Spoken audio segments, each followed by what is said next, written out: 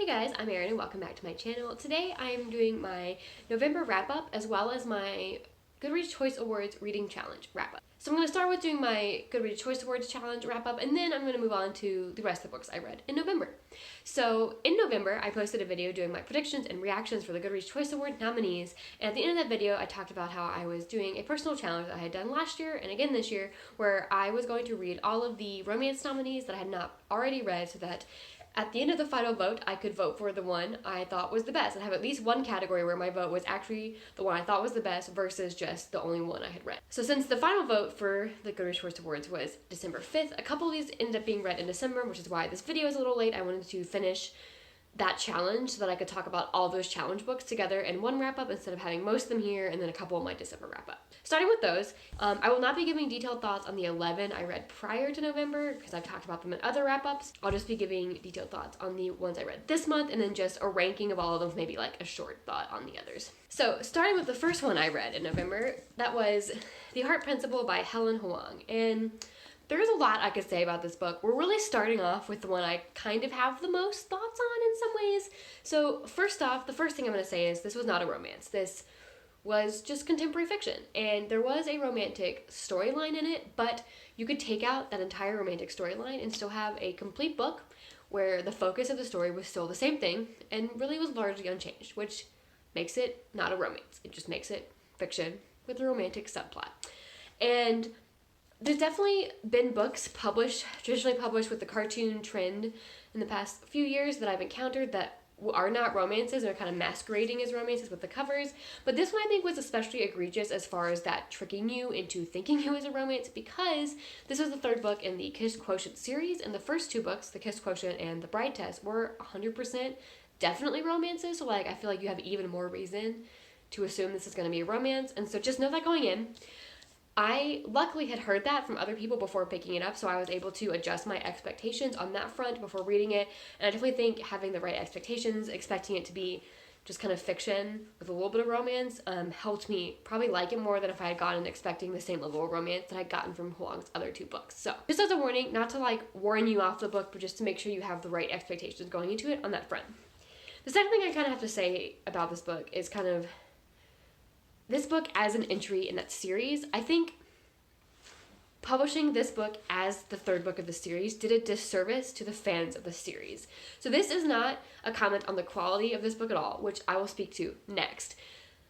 I just think this book shouldn't have been part of the series. This should have been a standalone book. And so it's been 2 years since the last book, but The Bride Test was published in 2019. This was published 2021, which is a pretty big gap for a romance series. Like in my experience from the romance series I've been reading recently, currently published, it's usually just a year, sometimes less between. So having 2 years is like a pretty big gap of like building expectations for fans. And I know lots of fans were really, really excited about getting this book specifically because they wanted to read Quan's story. And so Quan is the male romantic interest in this book. And so luckily I was not attached to Quan as the main character. I just was excited to get more from this author because I've liked her. So I was not as disappointed on this front as many people were, but I think people who are really attached to Quan and excited to get his book are disappointed because this really wasn't Quan's book.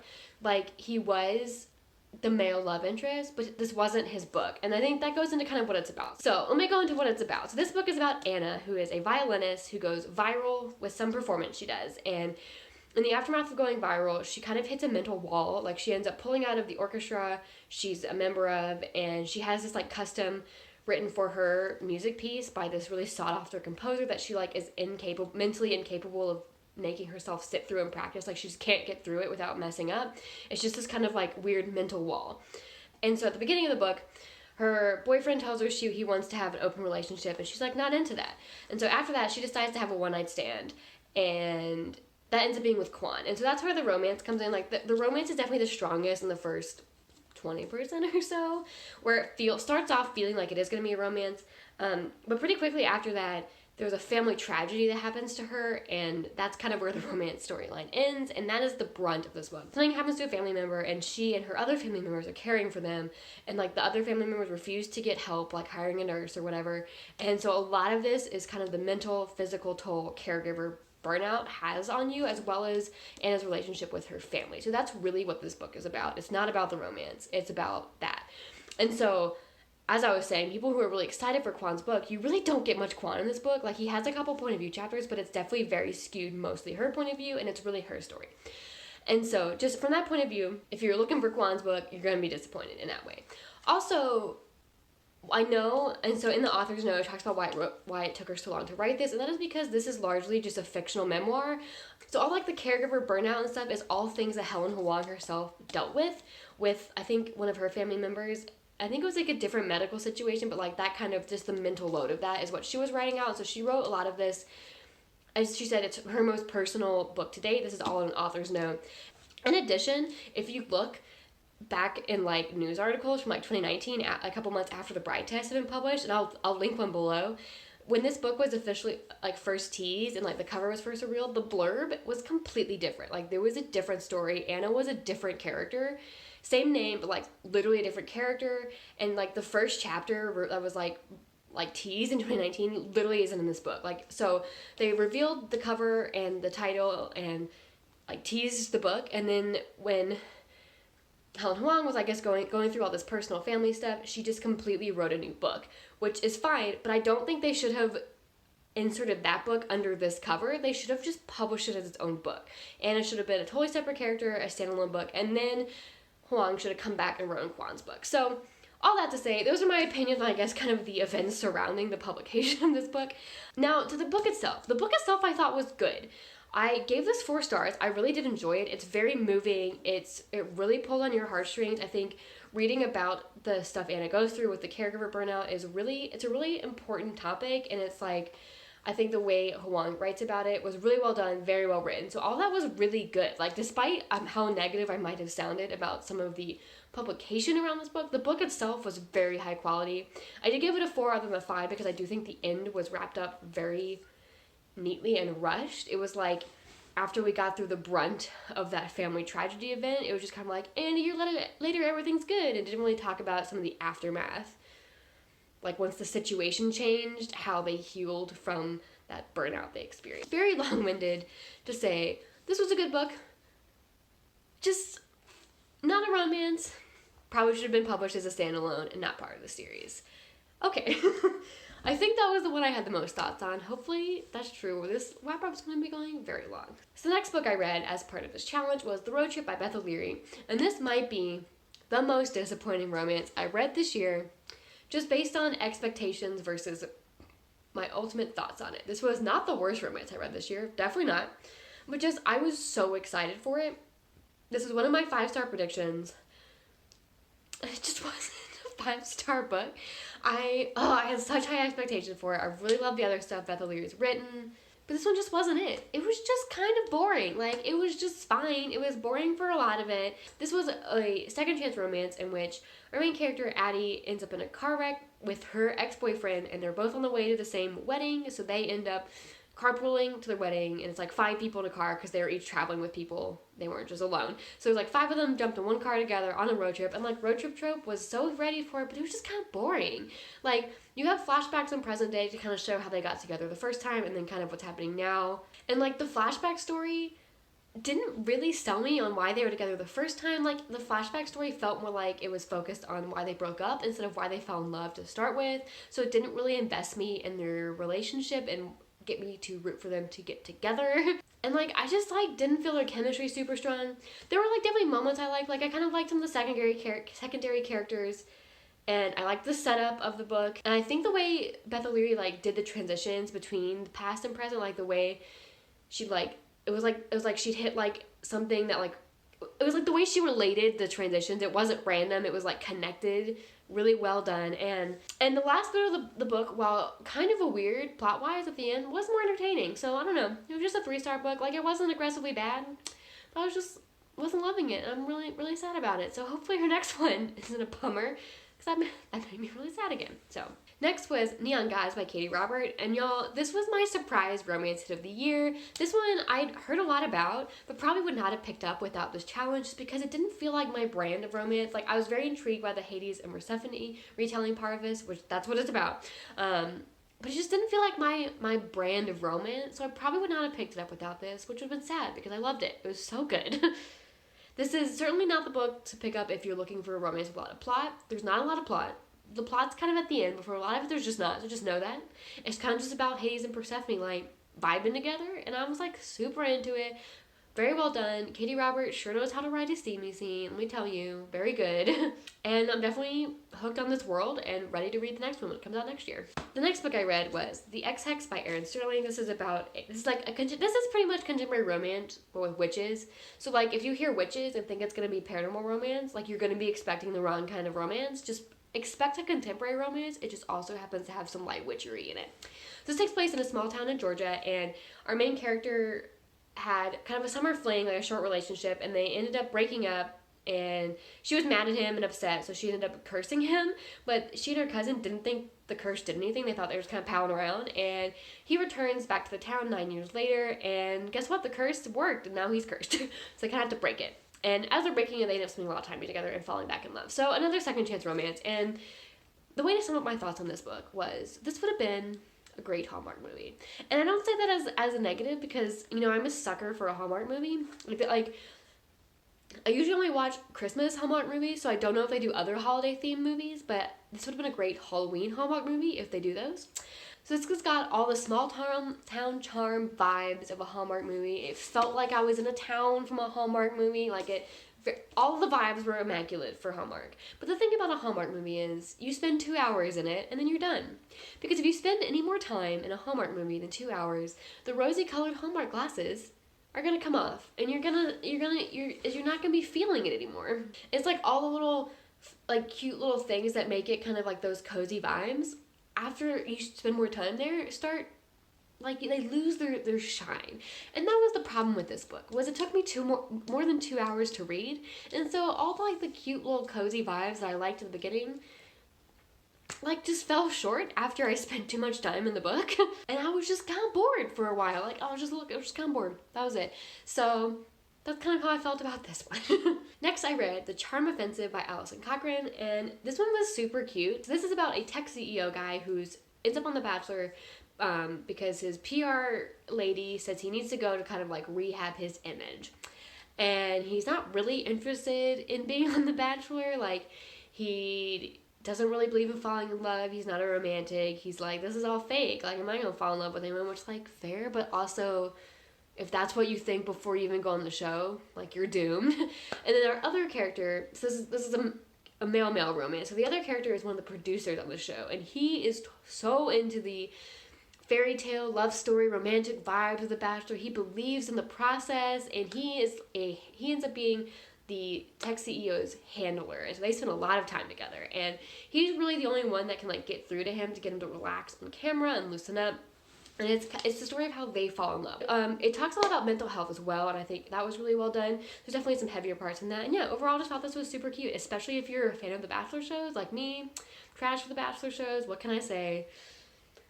No defense there, but I think the way they talked about the show and kind of showed the behind-the-scenes producing, while I obviously don't actually know what's happening behind the scenes of The Bachelor, it felt very much like what everyone assumes happens behind the show, so I really enjoyed that part of that as well. Next, I read While We Were Dating by Jasmine Guillory. This is my 4th Jasmine Guillory, and Jasmine Guillory is just not the author for me.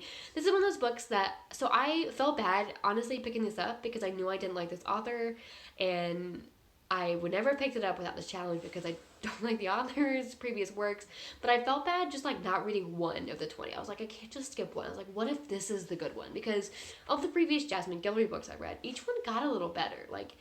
As I skipped some within her series, but each one was better than the previous one from when she published. I was like, maybe this one's even better. It was not. This was a 2.5 star for me. This was definitely not the best one I read by her. Not my least favorite either. So I guess it's got that going for it. So this had several things going for it that I did like. I thought the commentary mental health was present was very good, which seems to be a theme. I feel like there's a lot of romance books this year that I feel slip in a mental health commentary. It's a new, I'm just thinking about, now that I've talked about several in a row, it's a new trend going on that's interesting. Anyways, but I thought it was well done in this book. But the There was also this one scene where someone gets stuffed in a suitcase to sneak them in the front door of a hotel, and that was a really funny scene. So, like, I was very into that scene. Other than that, though, the main romance was just okay. They get together earlier than I like. Like, I don't really like when my couples get together in the first half of the book. Like, an encounter or two is okay, especially if, like, some plot setups kind of need that to happen, but, like, together, I don't like happening in the first half of the book. That's just my personal pacing preference. I like slow burns. And then I just, like, them together was just fine. Like, I wasn't super into them. I wasn't like, oh my god, they're so cute together, but I didn't think they're bad together either. They were just fine. And then the thing that really got me about this one that kind of ended up lowering this more from a 3 was, like, there ended up being a fake dating plot introduced halfway through the book that was poorly executed. I love fake dating, and this just was not it. So at this point, our female main character is an actress, and so her, like, manager person just comes up with the idea to have her fake dating to kind of rehab her image, because she's trying to get this role in a movie, and I think if she has this new, like, romance, then she'll be making papers more, and her name will, like, get, like, she'll have, like, that name recognition because she's, like, making headlines in a good way. So people are like, oh, yeah, we've heard of her, and that might help her get this role. But the thing is, what the fake dating was, so she was secretly dating the guy at this point. Like, the manager didn't know she was dating the guy, but he suggests that she fake date the guy. But I was like, I wasn't into the fake dating because, again, the manager didn't know they were dating, but they had been dating, like, together for, like, 100 pages. So I was like, at this point, just real date him. Like, why do you gotta make it fake dating? You're dating. Just tell the manager you actually been seeing him, and you'll just real date in public. Because, like, she was fine with it. It was weird. I was like, she wasn't, like, against seeing him. It wasn't like she was okay with the fake dating, but, like, wanted to be with someone else for some reason, like someone with more clout or something. Like, it's like, just real dating. Like, you're real dating. Like, and, like, I don't know. It was weird.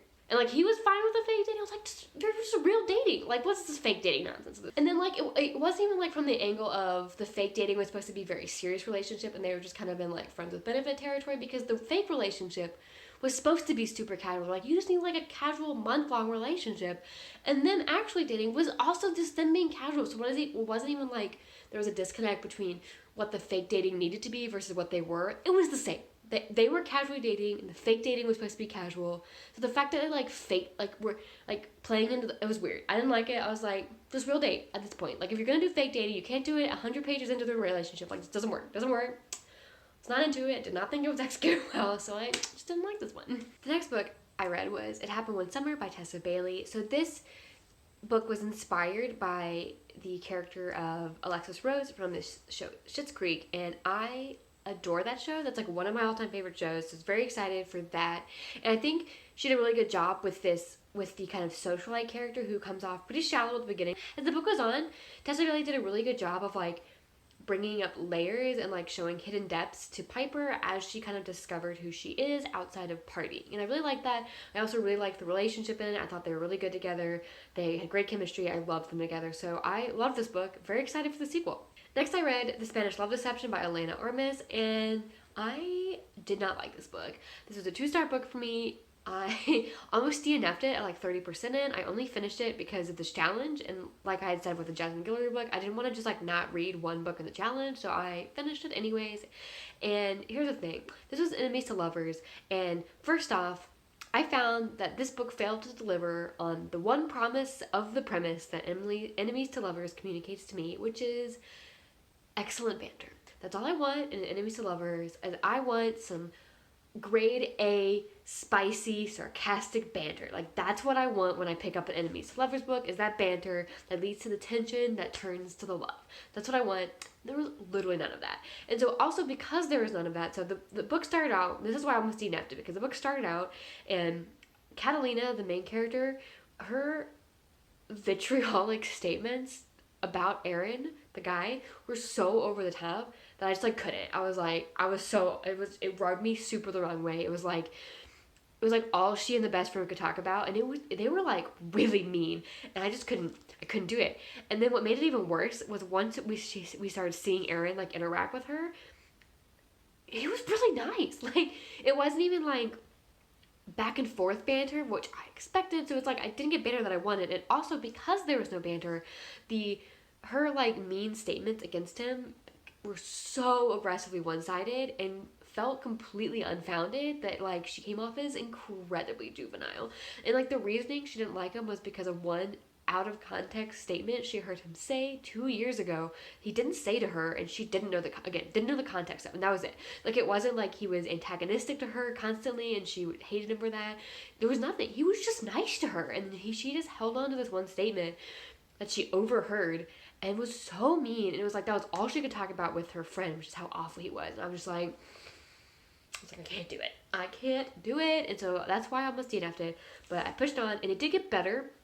It did improve a little bit once the story moved to Spain. I did like it better there because I really, really liked the male lead. I thought he was super sweet and caring, and like the way he like portrayed his side of the fake dating, like when he interacted with her in front of her family, was just so sweet. I really, really loved him. But I just didn't like her because at the beginning gave me a horribly bad impression of her. And then also as a couple, they had sizzling sexual chemistry, but absolutely no romantic chemistry. And since this was not an erotic romance novel, like this was just a romance novel, I needed romantic chemistry as well. Like, I need both. There was no romantic chemistry. So I just didn't like this book. Really, this gave me strong Hating Game vibes, like the Hating Game but in Spain with slightly better writing, and I didn't like the Hating Game either, although I will say, the Hating Game gave me back and forth some banter. So at least I did that. But I did like the writing in this one better, so they kind of even out to be the same rating. And so if you really like the Hating Game, you'll probably really like this book. But I didn't, and I didn't like this book, and it had very similar vibes. And then the last book I read for this challenge was How to Fail at Flirting by Denise Williams. This, I'll start off by saying this definitely needed some trigger warnings because part of the non-romantic plot deals with our main character's previous relationship that was abusive and kind of stalkery. In some ways, I guess he wasn't really a stalker, but he was super creepy and kind of and abusive both in the past and in the current day. So trigger warnings for that. If that's going to bother you, don't pick this book up. But this was a very solid book. The one flaw that I had in this one was something I mentioned earlier, in that the couple got together early in the book, and that's just not how I enjoy books. I want second half get together. That's just what I prefer. Again, I just prefer slow burn, but I think the author did do it well. Like, for what it was, like, I didn't love that it was so early, but given that it was, and like accepting this is what's happening in this book, she executed it very well. This couple worked very well together. They had great chemistry. They had good back and forth banter. They were cute together, so I definitely really liked them together, even if they did get together earlier than I thought. So I definitely like this a lot, and it did deal with some heavier things, again, with that abusive ex kind of showing up. And yeah, I definitely enjoyed this one. So that was all of the books I read this month for the challenge. I've been speaking a lot longer than I anticipated in this half, so I'm going to run through my rankings of the 20 kind of quickly, and then so starting at the bottom, and the number 20th spot was The Spanish Love Deception. Number 19 was While We Were Dating, and then moving into 3 stars. So from here on up, 1 through 18 were all 3 stars or better, which is pretty good. I personally like the books nominated in this category are generally ones I like, which is definitely good, and it's definitely not going to be true for everyone, because these are, they're traditionally published contemporary, which is definitely like a side of romance that you either like or you don't like. For me, they work really well, which I was definitely pleased with, that I only disliked 2 of these books. So, number 18 was The Road Trip, number 17, The Ex Hex, number 16, Second First Impressions, number 15, The Soulmate Equation, number 14, How to Fail at Flirting, number 13, The Dating Plan, number 12, The Heart Principle, which again was not a romance, but I was pleased that there was only 1 non-romance in this category compared to last year, where there was anywhere from 3 to 5 depending on who you ask, because there was 2 nominated last year that some people considered not romances and some people did consider romances. I personally thought they were romances. I only thought there was 3 none, but 3 to 5 is not great anyways. Whether it's the 3 or 5, both are not great, so I'm definitely pleased Goodreads only had 1 non-romance nominated this year. So, 11, Life's Too Short. Number 10, The Charm Offensive. Number 9, One Less Stop. Number 8, The Ex Talk. Number 7, People We Meet on Vacation. Number 6, Actor Eve Brown. Number 5, Shipped. Number 4, It Happened One Summer. Number 3, 7 Days in June. Number 2, Neon Gods. And number 1, my favorite of these 20 was The Love Hypothesis. This was the one I voted for, and it ended up actually being a lot closer. I kind of thought this one would win, just because it feels like it was the most hyped out of all of these, and it was actually pretty close. So the People We Meet on Vacation did win, and I did like that one a lot, so not upset by that, but it was a lot closer than I thought. And yeah, again, I had a good time doing this challenge. I will likely do it again next year. And if you've read any of these romance books, let me know what you thought should have won if you voted in this category. And I'm going to now move on to the second half of this wrap up, which is talking about the other 8 books that I read in November. And so hopefully this video isn't going to be super long.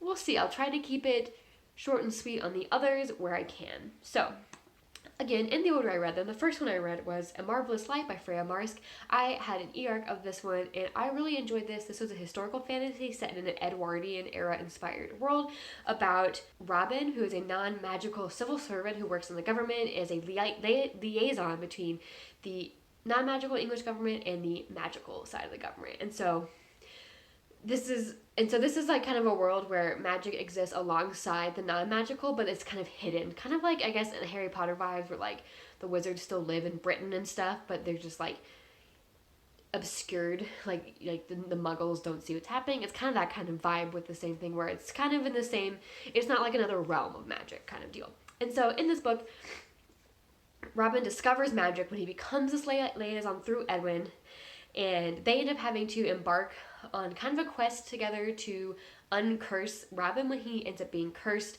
and they kind of also get involved in the mystery of where Robin's predecessor disappeared to. And so I really enjoyed this. I have a longer review written on my Goodreads. I really love the Edwardian setting for historical fantasy. I'm definitely excited to get back to this setting and world in the second book. Plot-wise, I did think it was a little slow at first, but once we really started getting more of the meat of it in the second half, I was much more hooked in the plot. And character-wise as well, it took me a little bit to get connected to either of the main characters, but by the end I did enjoy both of them. Though I would say Edwin, the magical one, is definitely my favorite of the two, and I really like some of the side characters. They're really entertaining. All in all, definitely excited for the sequel when it comes out next year. Next, I read The Donut Trap by Julie Tieu. This was another arc I had, and unfortunately this was just a 3-star for me. This is another example of what I was saying kind of earlier in the trad published romances with cartoon covers that are being marketed and sold as romance but aren't, because this was definitely not a romance in my opinion. It had a romantic subplot, but the romance was not the central part of this book, which is part of what I would consider romance has to be the central plot. So this book is very much a vibe match for the show Kim's Convenience, which I really love that show, so I was excited for that, and I will say it really nailed those vibes. So this one follows a mom and pop donut shop run by 2 immigrant parents, and it really had the same vibes as the convenience shop in Kim's Convenience, so that kind of comp title really worked really well as far as that part of the novel. So plot-wise, this follows Jasmine, who is in a gap year after college, and she's kind of trying to figure out what she wants to do with her life and with her degree that she ended up getting. She doesn't really know where to go. Her friends have kind of all found good jobs, and she's kind of feeling kind of driftless and not really sure. And that was really what this book was about. This book wasn't about the romance. It was about Jasmine's journey of kind of self-discovery into adulthood, which I think that was a good story. I think if you're especially young 20s, in college, just out of high school, not sure you want to go to college, like that kind of transitionary period in your life, it's something that would definitely resonate with you. And I was definitely really rooting for Jasmine as she kind of started to try to figure out what she does want to do going forward with her life. Now, this book fell flat kind of in 2 areas. One is all of the characters were in their young or like early to mid 20s, like full adults, and they read like high schoolers. Like it felt like I was reading someone who was taking a gap year after high school going to college, not someone who was out of college and all of her friends like were post-college with like real adult jobs, because something about the way they interacted with each other just felt very high school to me, and it was like kind of jarring when it'd be mentioned something that was like very clearly reminding you that they were adult. I'm like, oh shit, that's right, they are what? That's right. So I didn't like that tone of the characters, and then the romance that was there just wasn't great in my opinion. There was just no chemistry between the 2 characters who were supposed to be together, and like the conflict that's kind of teased out in the blurb was so early in their relationship timeline that I didn't find myself like attached at all to rooting for them to solve it. I was like, well, you've been on one date, so I was like, the conflict comes up after one day, maybe you're just incompatible, shouldn't be dating. Like it wasn't like they've been together and I love them together and I really wanted them to overcome. I was like, maybe you're just incompatible, whatevs, moving on. And so I just like didn't find myself caring whether they worked through their conflict or not, which isn't great. That's not what you want. So only a 3-star read for me, unfortunately. The next book I read was The Tethered Mage by Melissa Caruso. This is the first book in the new trilogy, and I quite enjoyed this one. In this one, there's a world where some people are born with the ability to use magic that kind of comes to light within their first year or so of birth. If you discover to have magic, you end up being kind of enlisted into the Falcon Army, where you're trained to use your magic, and everyone has kind of different flavors of magic. They can control different elements or something, and when you're a falcon, you're also assigned a falconer who controls you, and controlling sounds so much more, isn't the vibe it is, it's more your person who controls you has this word that can like unleash your power and keep it intact, because sometimes like if you unleash your power you don't always have control over it, so they have these kind of like handler, that's the better word, your handler who's kind of there to help just keep your powers in check so you don't like destroy everything around you or anything. And so in this book we have our one character who's managed to evade being a falcon for years and years, and so she's finally discovered later, I think she's like 18 or 19. And then we have another character who is the daughter of a noblewoman who ends up being kind of tricked, like not nefariously tricked, but she ends up being the falconer for this other falcon, and it's very controversial because like the noble people shouldn't be falconers, because having a falcon under control is like a boon to the noble family that like gives you more sway in the government. So it's kind of like a thing you're not supposed to not supposed to have that extra sway, but alas, they can't fix it for so. Anyways, I really liked it. I think this world I really liked the world. I liked the characters. I do wish we had gotten 2 point of views. I kind of expected to have 2 point of views, and we only got the noble daughter's point of view. I was kind of expecting to get the Falcon's point of view as well, and I wish we had, because I kind of just wanted to dig into her character more, but I did like her through the other lens of the Falconer character, and I'm very intrigued to see where this goes next. I definitely really enjoyed it. Next, I read A Deadly Education by Naomi Novik, and I loved this book. This was my favorite book I read in November, and this is the kind of book that's really probably a hit or miss with someone, because the writing style is very interesting. It's written this first-person stream of conscious style that I think will just really click with people like it did me, or just really be off-putting. But I loved it. I also really liked our narrator's voice. She was very snarky, very cynical, and I love that. It was great. I just really enjoyed her. I thought she was really funny and fun to read from. And I think as a character, she was also a really good character. Like, I liked, as we got to know her, she kind of gives off this jaded, I don't give an F persona, and you find out maybe she kind of does inside, and I really like that. I really like seeing that progress as this book went on, and kind of like as she got closer to people and kind of started making friends. And so I really love the school setting, and so this was also an interesting school setting, and so that was just another reason I loved it. This takes place in a school with no teachers or staff or anything, where the students have to survive literally to graduate, because there's kind of monsters lurking in all like the shadows and like in the ceilings and stuff that they have to not be killed by.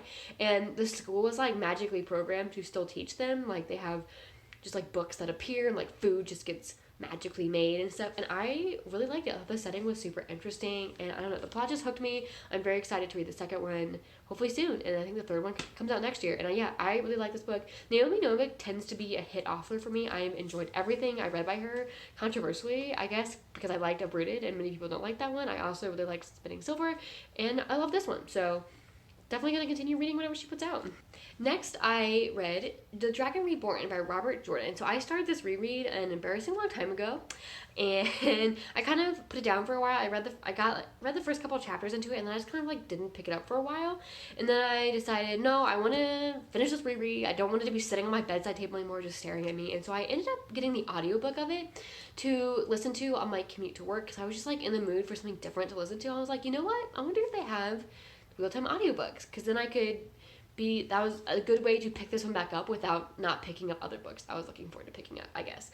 And I ended up listening to a ton of this one weekend while I was painting part of my house, so really sped through most of it. So I probably read 25% of this and then listened to the last 75%. So again, this was a reread for me, but it had been a while since I reread it, and when I read the series the first time, when I attempted to read the series the first time and only got through book 7, this was my favorite of the 7 I read, and so far in my reread, this is my favorite of the 3 that I've reread, partially because we spent a good amount of time with the girls in this book and in Tarvalon, and I just really love the setting of Tarvalon, because it's kind of school settingly, like that's where they all train, and like I love that. I also love Egwene and Nynaeve and Elaine, which, I mean, maybe that's controversial. I feel like no one loves all 3 of them, and maybe I will come to not like all 3 of them, but I liked all 3 of them in this book. I liked their dynamic together, how they were like working together and traveling together, but also kind of like bickered a lot. I was just super into that. This did have a super slow start because there was a lot of parent chapters, and like I just don't care as much about the parent chapters. Like, those are my least favorite, but I really love the Mac chapters in this one. I love the ending of this one, though And here's my opinion on this book, of the Wheel of Time. This book should have ended one chapter sooner. Like, the end of the penultimate chapter is just, like, an excellent ending. It'd be such a good way to end the book. And they just have one more chapter. I'm just like, make that the first chapter of the next book. Anyways, I will hold to that opinion. But this book should have ended one chapter earlier. That's how I feel. That would have been a much better ending.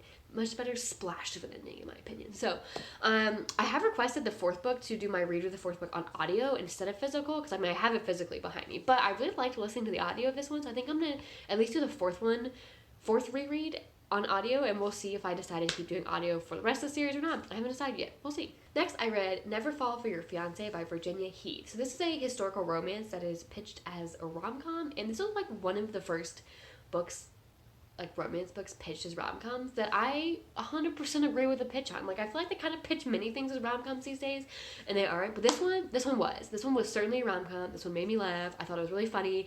A lot of the plot elements were very zany in the kind of way I expect to find from rom-coms, specifically kind of the romance reasons, comedy elements. And so this was very accurately pitched as a historical rom-com, and I really liked it. It had a fake relationship that I thought was very well done.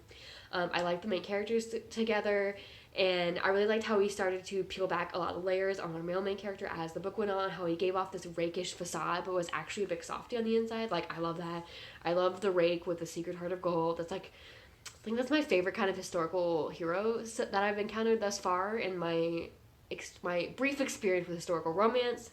I also really liked the background banter between Giles, who is the friend of our hero, and then Diana, the sister of the heroine, and I'm really hoping that they're going to be the leads in the sequel to this book. I don't know who is, other than the series is the Marvellous sisters, so I assume Diana will be a lead of either the second or third book, but I'm hoping it's Diana and Giles, because I really liked their banner together. I hope they end up together.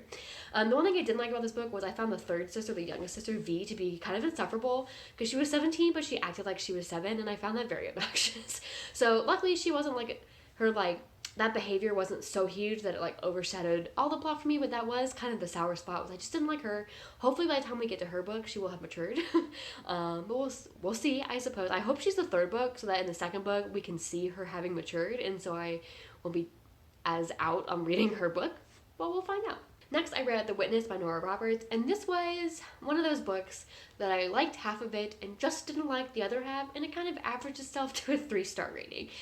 This was a romantic suspense book about this girl who, I don't know, like 18 years ago, something like that, she's like this really goody two-shoes girl who's kind of been raised by a super strict mom to be like the perfect carbon copy of the mom, strict schedule, strict everything, and she ends up going crazy one night. Like, she kind of rebels one night, she like cuts her hair, gets new clothes, she goes out to this party where she kind of gets tangled with some Russian mafia and witnesses some things she shouldn't have, and then there's some kind of like there's fallout from her witnessing stuff and trying to go into witness protection that I won't go too much into to not spoil everything. But then we jump forward to present day. It's like 18 years later or however much the time jump is, and she now goes by a different name, and she lives in this town, and she's kind of the small town that she just moved to, and she's kind of lives on the outskirts, and she's kind of secretive. So the town's very intrigued by her, and very specifically the sheriff is intrigued by her. He wants to know who this woman is, and so the suspense part of this I enjoyed.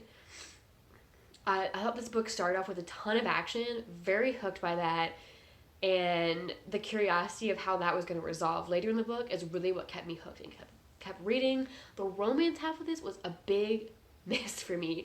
I found that the guy very much came off like he was raised in that kind of old-fashioned school of thought, the boys will be boys kind of mindset, and for me, it was specifically that I felt like he was like kind of that old-fashioned mindset where he had been told, oh, if you just keep asking the girl until she says yes, like that's really romantic, the relentless pursuit until you wear her down. But actually, I find that to be very aggressive and harassing. And it's harassment, and I was not into it. He just like kept pushing, like he spoke to the girl in a grocery store one day, like, which was fine, that one was okay, but then he's like intrigued by her, so we decided to go to her house uninvited to like try and chat her up. And then afterwards, like, she was pretty standoffish about it because, one, she's very private, she's like not trying to make friends, and she's like not into the fact that he just showed up. So after this interaction, he like gets back to town and he's like put off by the fact that she was standoffish. I'm like, of course she was standoffish. You just showed up at her house. Like, anyway, so I was super not into it. That gave me a really bad taste in my mouth initially. And so then when they, like, got together and stuff, I just, like, couldn't. I was, like, it, like, ruined the later get-together because I was just so put off by the beginning of the relationship. The next book I read was Bitterblue by Kristin Cashore. I listened to this one on audio as well. And this was a reread. This was the last reread in the series before I got to the new book. And this was the one I remembered the least about from when I originally read it 10 years ago, and I liked it. You get thrust into kind of a confusing plot, which really worked in this case because Bitterblue, our main character and our point of view character, is similarly confused. So, like, you're confused, but, like, you expect to be, because she's also, that's kind of the point of the book, is she's trying to figure out what's happened in her city since her father was king, and he had this, his, like, grace power was like mind manipulation and stuff, and so she's kind of trying to figure out like what the heck happened while he was king, because no one really knows. There was like no records. Everyone's kind of like trying to figure out like what they did while they're under the control, and so she's confused, so you're confused, and it all comes together in the end, and I really liked it. This book is definitely a little bit slower paced than the other two, but if you really like a mystery plot in your fantasy, I would definitely recommend reading this one if you've read the other two. At least if you read Graceland. You don't have to have read Fire for this one, because this is like, Fire is like a companion, and then this one's like a sequel to Graceland. Like, they're not all direct sequels, so yeah. Anyways, those are all the books I read in November and a whole bunch of December with those Goodreads Choice nominees. If you've read any of these books, let me know in the comments, and I will see you in my next video.